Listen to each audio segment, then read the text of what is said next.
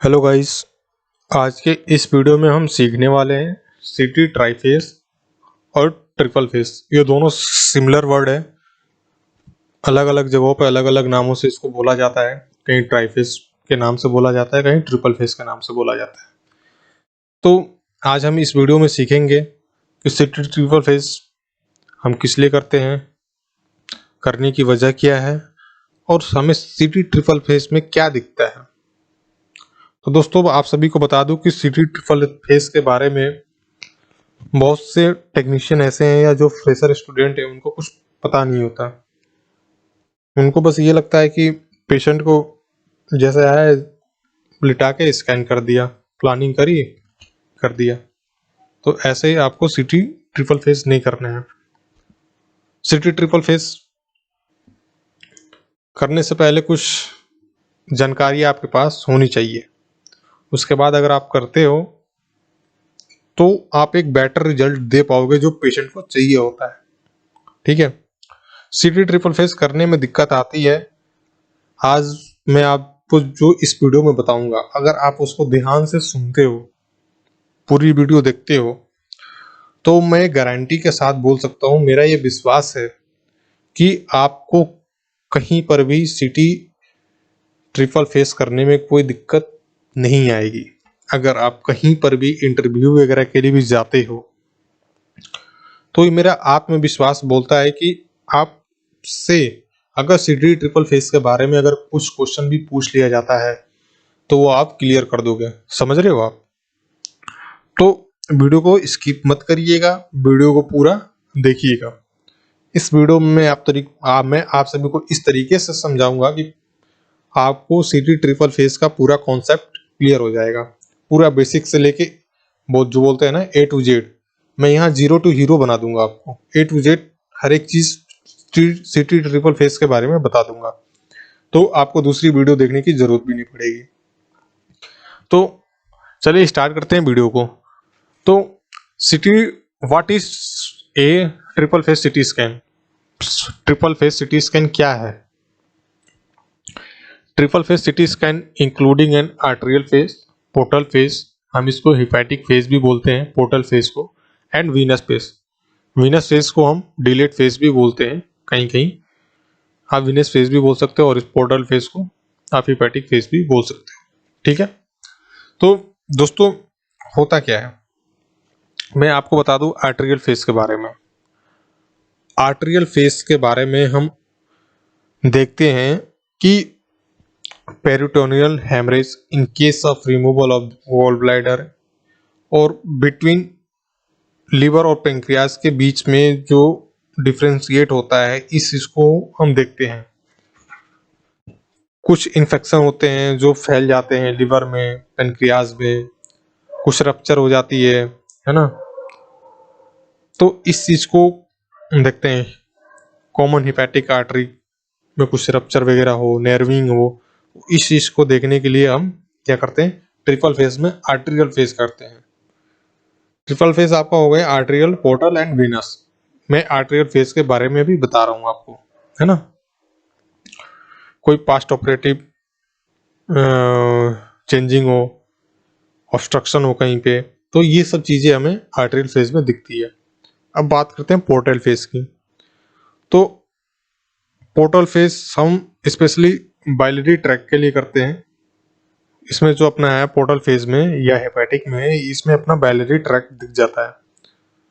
इसमें पोर्टल में ऑब्स्ट्रक्शन होता है, कुछ लिवर कैरोसिस होता है, हिपैटिक सीए होता है ना। समझ रहे हो आप?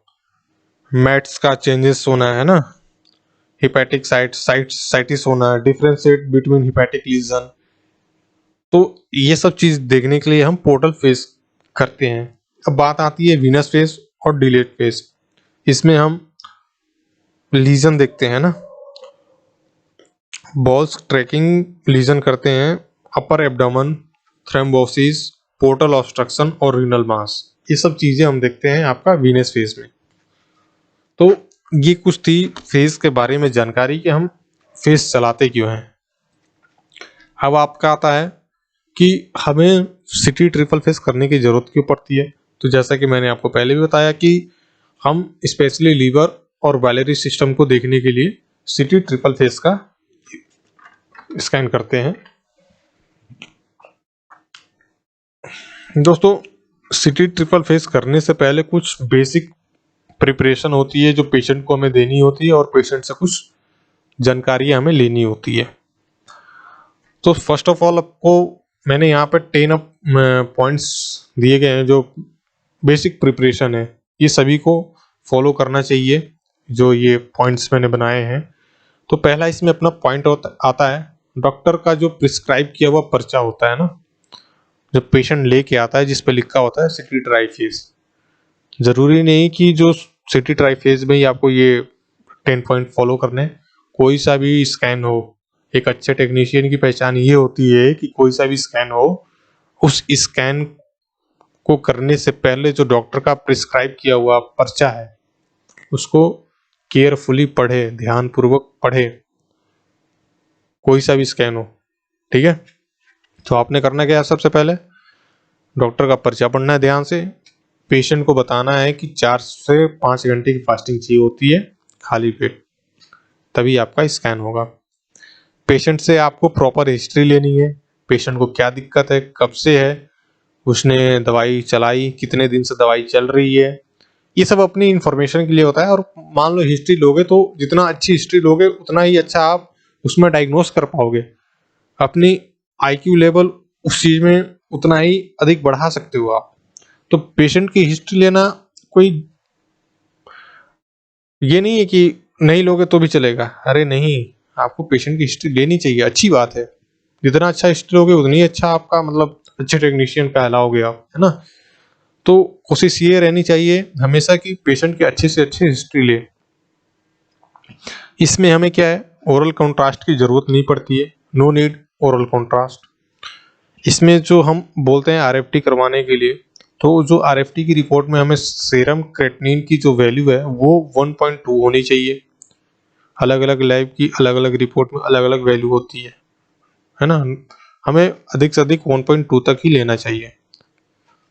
ब्लड यूरिया जो आपका 50 तक रहेगा तो भी चलेगा, हमें मेन फोकस क्रेटिनिन पे रखना चाहिए। ठीक है, इसमें जो हम कॉन्ट्रास्ट यूज करते हैं वो नॉन आयनिक कॉन्ट्रास्ट यूज करते हैं जो कि 70 से 80 ml हम लेते हैं। मैंने इसमें फ्लोरेट भी बताया कि जो ट्राइफेज हम करते हैं, इस ट्राइफेज में हम जो फ्लोरेट रखते हैं वो 3 to 3.5 ml पर सेकंड के हिसाब से इसमें हम फ्लोरेट देते हैं। आरओआई और ट्रिगर प्लेसमेंट क्या होता है, इसको हम असेंडिंग और डिसेंडिंग आयोटा पे लगाते हैं। इसको लगाने से फायदा ये होता है जब हम प्लेन स्कैन कर लेते हैं, जब असेंडिंग और डिसेंडिंग आयोटा पे हम आरओआई लगाते हैं तो इसका हमें बेनिफिट ये मिलता है कि जैसे ही वहां पे कॉन्ट्रास्ट पहुंचेगा स्कैन ऑटोमेटिकली स्टार्ट हो जाता है। समझ रहे हो, टाइम टू टाइम जो भी होता है आपका काम सही होता है। तो आरओआई जैसे लगाओगे आप असेंडिंग आयोटा पे, जैसे उसकी कॉन्ट्रास्ट जाएगा वहां पे, जैसे उसकी एच वैल्यू 90 से 100 के बीच आएगी, वो जो स्कैन है वो ऑटोमेटिकली स्टार्ट हो जाता है। तो जो एच वैल्यू रहेगी आपकी 90 to 100 रहेगी। ठीक है, देखिए दोस्तों, कुछ बेसिक से कॉन्सेप्ट हैं सीटी ट्रिपल फेस के। तो दोस्तों सबसे पहले आपको यह पता होना चाहिए कि सीटी ट्रिपल फेस करते क्यों है। सीटी ट्रिपल फेज में हम अपर एब्डोमेन में लिवर, स्प्लीन, पैंक्रियास, किडनी, इन सभी को देखने के लिए सीटी ट्रिपल फेज करते हैं। आप सभी के मन में एक सवाल दौड़ रहा होगा कि अपर एब्डोमेन में लिवर का ही ट्रिपल फेज सीटी हम क्यों करते हैं, ब्रेन, चेस्ट, नेक और बाकी जो भी अदर बॉडी पार्ट्स हैं हम उनका सीटी स्कैन क्यों नहीं करते। तो मैं आप सभी को बता दूं कि कुछ वजह है कि हम लिवर का ट्राइफेज करते हैं। लिवर में कुछ डिफरेंट टाइप के ट्यूमर होते हैं, इनको करेक्टराइज करने के लिए, इनमें डिफ्रेंशिएट करने के लिए, इनको देखने के लिए, इनको ये करेक्टराइज करके कि ये किस कैटेगरी का ट्यूमर है, इसके लिए हम सीटी ट्राइफेज करते हैं। जैसे कि HCC हो गया आपका, हाइड्रोसेलुलर कार्सिनोमा। तो जब तक हम सीटी ट्राइफेज नहीं करेंगे तब तक हमें पता ही नहीं चलेगा कि ये किस कैटेगरी का ट्यूमर। इस चीज को आइडेंटिफाई करने के लिए हम सिटी ट्राइफेज करते हैं। ठीक है, अब मैं आपको कुछ इमेज दिखाता हूं। ये देखो आप इमेज, ये नॉन इनहैंस सिटी स्कैन की इमेज है, एनसीसीटी की इमेज है ना। ये 3D इमेज है, आपको ये रेडियोलॉजिकल इमेज नहीं है। इसमें आप देखो ये नॉन इनहैंस है, और उसके बाद हमने किया ये आपका, ये नॉन इनहैंस हो गया। ये अर्ली आर्टेरियल फेज है। जो लोग बोलते हैं ना कि 18 से 22 सेकंड में आप ये करो, या 18 से 25 सेकंड में ये कर दो, क्या बोलते हैं, आर्टेरियल फेज चला दो, तो आपका बढ़िया होगा सिटी, है ना, आर्टेरियल फेज बढ़िया आएगा। कहीं ऐसा किसी किताब में नहीं लिखा है कि आप 15 से 20 या 18 से 25 या 22 सेकंड में चला दो। इसमें आपको लॉस हो सकता है। देखो अभी जैसे यहाँ पे लॉस हुआ है, जरूरी नहीं कि आप हर एक स्कैन को 15 से या 20 सेकंड में चला, है ना। तो डिपेंड करता है कि पैथोलॉजी क्या है पेशेंट की, समझ रहे हो आप। अब इसमें देखो अर्ली आर्टेरियल फेज में और ये लेट आर्टेरियल फेज में क्या अंतर दिख रहा है आपको। यहाँ पे देखो आप, यहाँ पे आपको क्लियर नहीं है पैथोलॉजी, लेकिन यहाँ पे जो पैथोलॉजी है आपकी वो क्लियर होगी। ज्यादा से ज्यादा क्या हुआ, ये हिपैटिक आर्टरी में आ गया, आपकी पोर्टल वेन में कॉन्ट्रास्ट आ गया। इसमें जो आप देख रहे हो इसमें आर्टरीज में ही कॉन्ट्रास्ट गया ना।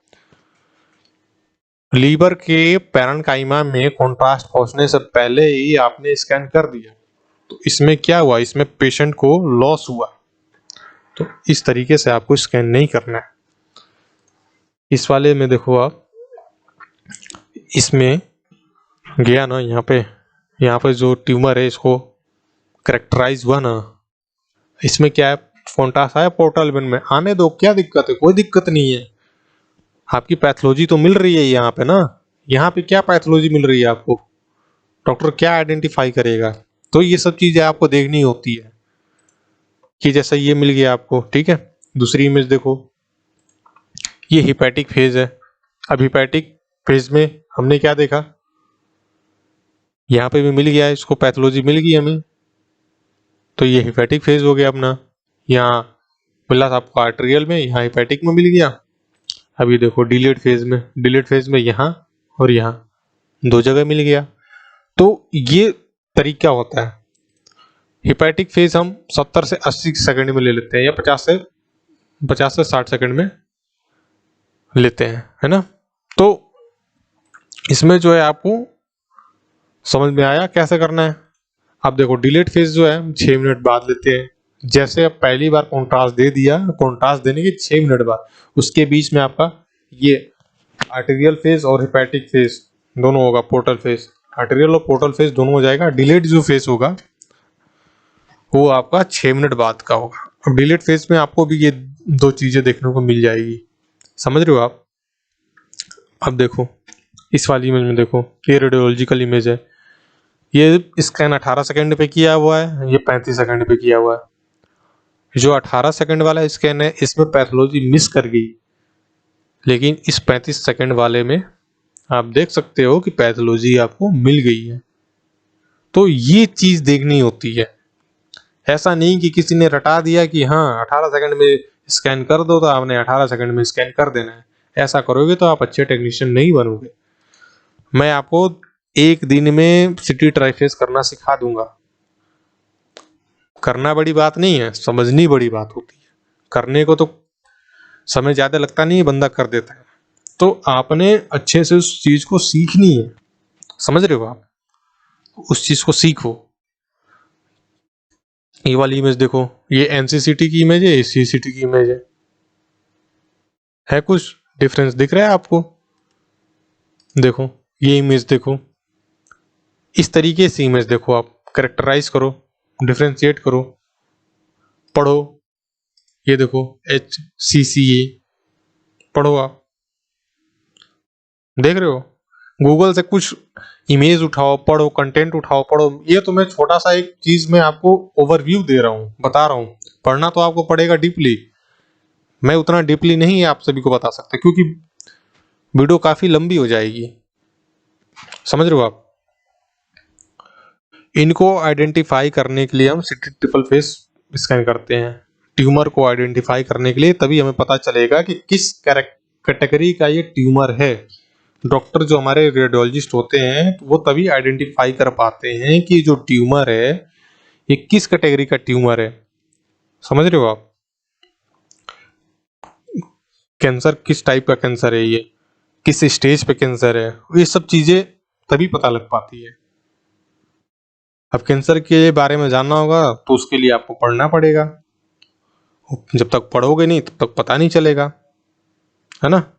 तो इस चीज में हमें पता चलता है कि ये मैलिग्नेंट ट्यूमर है कि नहीं है, नॉन मैलिग्नेंट है या मैलिग्नेंट ट्यूमर है, या नॉन कैंसरस ट्यूमर है या कैंसरस ट्यूमर है। ये चीजें तभी पता लग पाती है, ऐसे पता नहीं लग पाती। हवा में तीर नहीं मारना है यहाँ पे बेसिक चीजें समझनी है। हवा में तीर मारने वाले बहुत बैठे हैं तो वो अच्छे टेक्नीशियन नहीं होते। अच्छे टेक्नीशियन बनने के लिए चीजों को समझना पड़ता है। समझ रहे हो आप? सरल भाषा में हम बोल सकते हैं कि जो ट्यूमर है वो इसमें हम देखते हैं कि वो नॉन कैंसरस ट्यूमर है या फिर कैंसरस ट्यूमर है, इसीलिए हम सीटी ट्रिपल फेस करते हैं। मैं आप सभी को बता दूं कि सीटी स्कैन यह एक ऐसा टेस्ट है जिसमें हमें पता चलता है कि पेशेंट को सीए है या नहीं, यानी कैंसर है या नहीं। समझ रहे हो? अब कैसे पता चलता है उसके लिए आपको पढ़ना पड़ेगा। ये कुछ लीवर मैट्स के हैं, है ना? इमेज मैंने यहाँ पर डाल रखी है। तो जब तक आप पढ़ोगे नहीं तब तक आपको चीजें अच्छे से क्लियर नहीं होंगी। मैं आपको अगले वीडियो में प्रैक्टिकली भी करके इसके बारे में बताऊंगा। आशा करता हूं कि यह वीडियो आपके लिए मददगार होगी, आपको इस वीडियो से कुछ सीखने को मिलेगा। अगर आपका कुछ क्वेश्चन है, कुछ क्वेरी है, तो आप नीचे कमेंट सेक्शन में कमेंट कर सकते हो, मुझे व्हाट्सएप पे मैसेज कर सकते हो, इंस्टाग्राम पे मैसेज कर सकते हो। लिंक मैं आपको दे दूंगा नीचे डिस्क्रिप्शन में, आप वहां से जाके मुझे आप मैसेज भी कर सकते हो। कुछ क्वेरी है तो आप मुझे पूछ भी सकते हो, ठीक है? तो मिलते हैं अगले वीडियो में किसी अगले टॉपिक के साथ। आशा करता हूं कि यह वीडियो आपके लिए मददगार होगी। तो अगर आप हमारे चैनल में पहली बार विजिट कर रहे हैं और हमारा इन्फॉर्मेशन आपको सही लग रहा है तो हमारे वीडियो को लाइक और अपने दोस्तों को साथ शेयर करिए, ताकि इस तरीके की इन्फॉर्मेशन आपके दोस्तों के पास भी हो। तो इतना ही था इस वीडियो में। मिलते हैं अगले वीडियो में। मैं प्रैक्टिकली करके भी दिखाऊंगा, जैसे कोई पेशेंट आता है तो प्रैक्टिकली भी करके दिखाऊंगा। धन्यवाद।